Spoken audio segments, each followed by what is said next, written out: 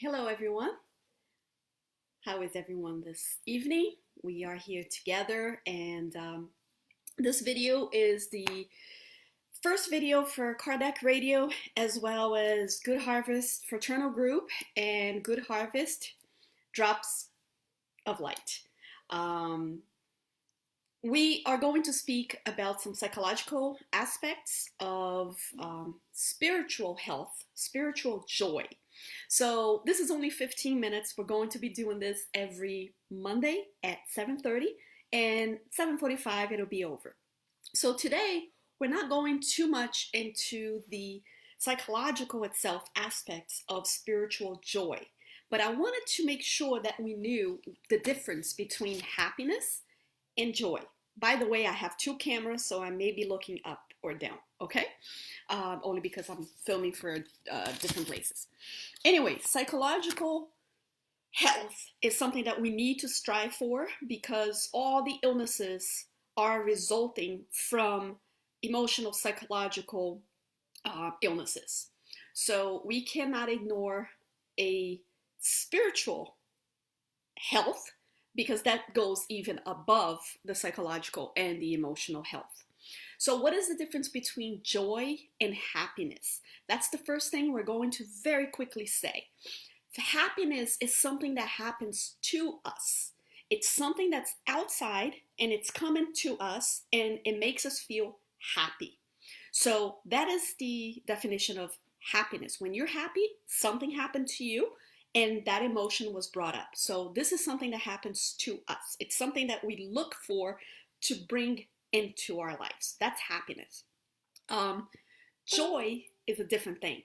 Joy, I like to say that it's the byproduct of servitude.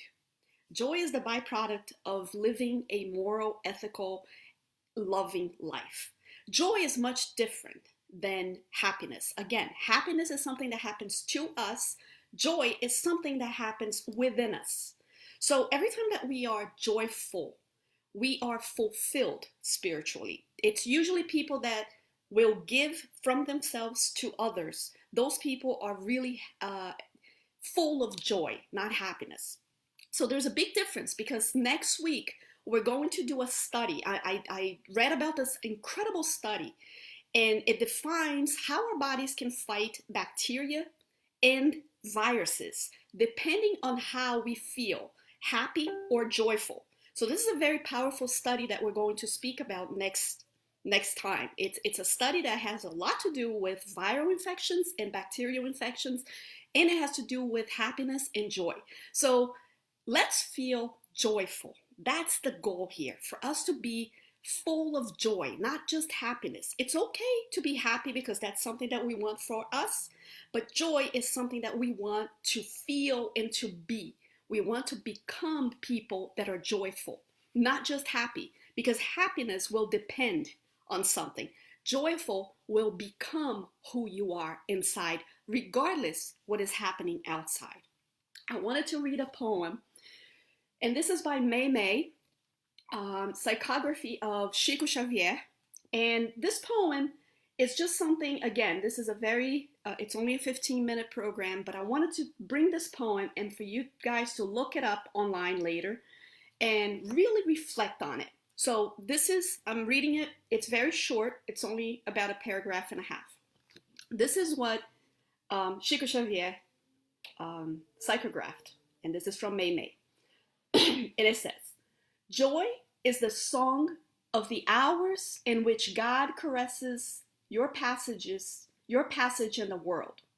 Everywhere flowers bloom from nature's smiles upon them, and the wind calms the fields with sweet lullabies. The spring water is liquid affection in the heart of the earth, and the very grain of sand flooded with sunshine is a message of joy talking to you from the ground.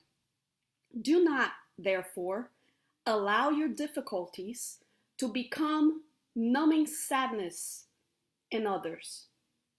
Even though everything seems to conspire against the happiness you expect, look up at the smiley faces of life that surrounds you and feeds your inner joy wherever you go.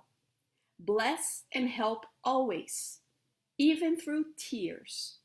The rose offers perfume, regardless of the thorn's claw, and the dawn awaits generously for the nightfall to end, in order to renew itself daily in a feast of love and light. This to me is one of the most beautiful poems that I have read. It was in Portuguese. I apologize. I had to translate it quite quickly today.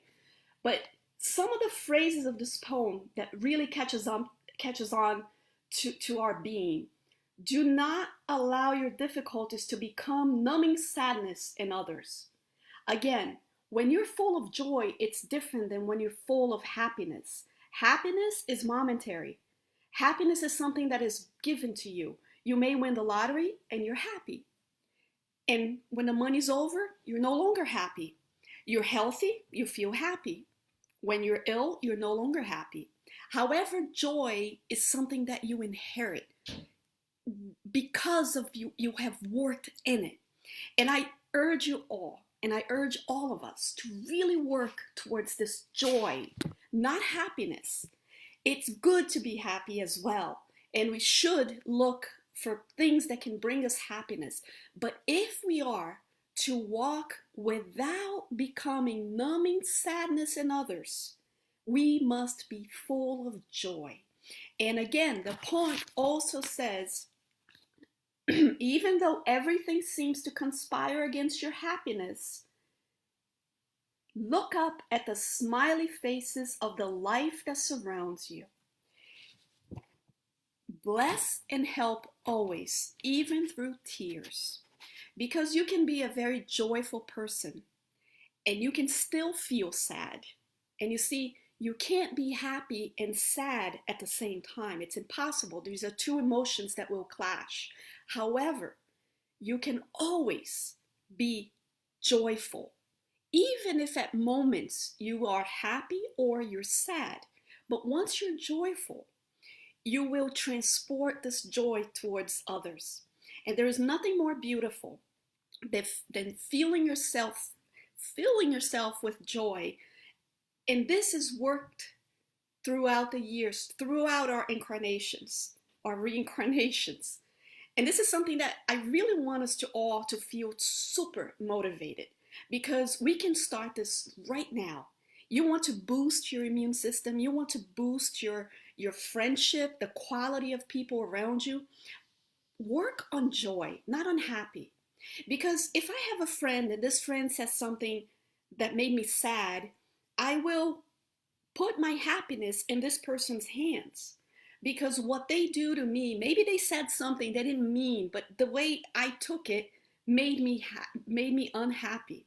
So you gave the person this power to make you happy or to make you sad. That's because we haven't worked the joy in ourselves. Once we work the joy in ourselves, then we don't depend on happiness from others. We don't depend on anything that people are giving to us, or what they say to us, or if they accuse you of something, or if they don't like you, or if they cut you out of your life. That ought not to make you a miserable person or an unhappy person, because you have conquered joy. And joy is a spiritual well-being.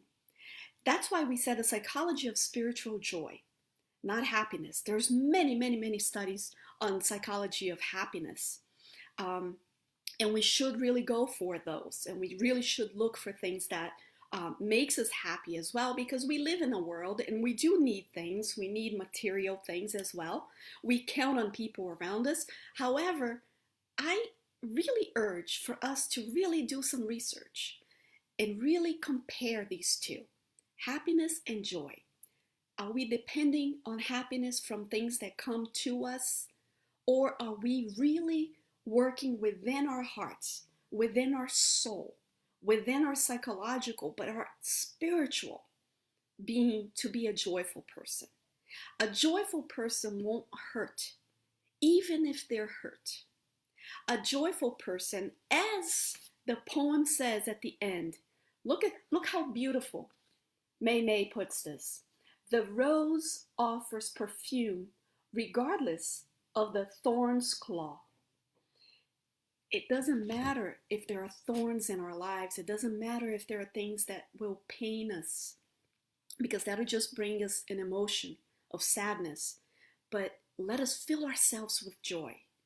And I can guarantee through studies and studies, and I ask you to also look it up, Google, but go to really concrete studies. There are so many, the evidence is overwhelming on how a joyful person can overcome so many obstacles, much better than someone who depends on happiness just coming towards them. So, my friends, this is about the end of our message. I want to really remember maybe Francis of Assisi and how he joyfully worked in all the causes. Remember Francis of Assisi, who really did not depend on people to fulfill his soul with happiness.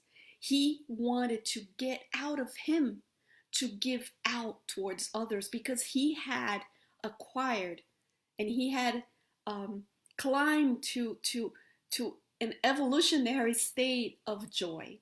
So let's be joyful. Let's be that person that even if they're hurt, even if others hurt them, even if you're bad-mouthed, if your friends leave you, if you get ill, if you don't feel good, if you feel loneliness, it's all sad. It is.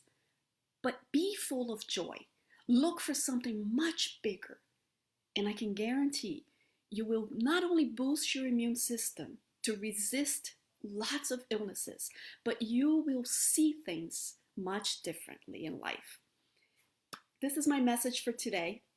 It is 7:43.